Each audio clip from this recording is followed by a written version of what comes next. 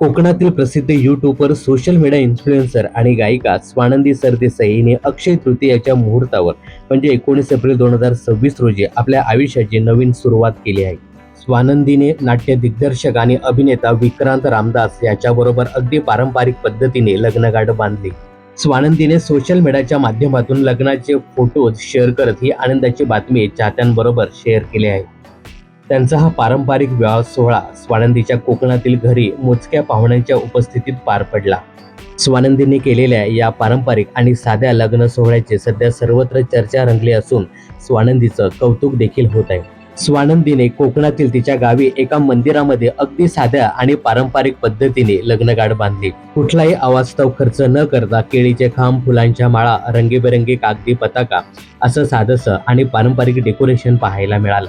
कुठल्याही प्रकारचा अवास्तव खर्च न करता तिच्या स्वभावाला शोभेल असा लग्न सोहळा केल्यामुळे चाहते तिचं कौतुक करत आहे. यावेळी स्वानंदीने परिधान केलेली हिरवी नऊवारी साडी आणि मोत्यांच्या दागिन्यांनी लक्ष वेधून घेतलं होतं.